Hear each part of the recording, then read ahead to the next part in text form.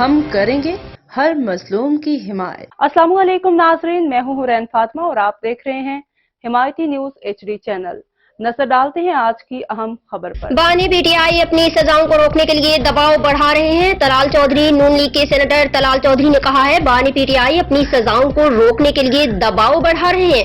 بانی P T I سمجھتے ہیں کہ شاید اس طرح اسٹیبلشمنٹ یا حکومت دباؤ میں آئے گی، ان کے سارے گناہ معاف ہوں گے اور انہیں وزیر اعظم ہاؤس لایا جائے گا، مگر یہ دن گزر چکے ہیں۔ نون لیگی رہنما کا کہنا تھا کہ بانی پی ٹی آئی تکنیکی بنیادوں کے پیچھے نہ چھپے، وہ اب اس سسٹم کا حصہ ہیں، کسی قسم کی بلیک میلنگ سے مذاکرات نہیں ہوں گے۔ انہوں نے مزید کہا کہ صرف سیاستدانوں اور ارکان کو نشانہ نہ بنایا جائے۔ توہین عدالت کا قانون پوری دنیا میں ختم ہو چکا ہے، اس کی زد میں صرف سیاستدان ہی کیوں آتے ہیں؟ اس سے قبل سینٹ اجلاس سے خطاب میں نون لیگی سینیٹر طلال چودھری نے کہا کہ اگر آپ سسلین مافیا، گاڈ فادر اور پراکسی جیسے الفاظ کہیں گے تو کوئی برداشت نہیں کرے گا۔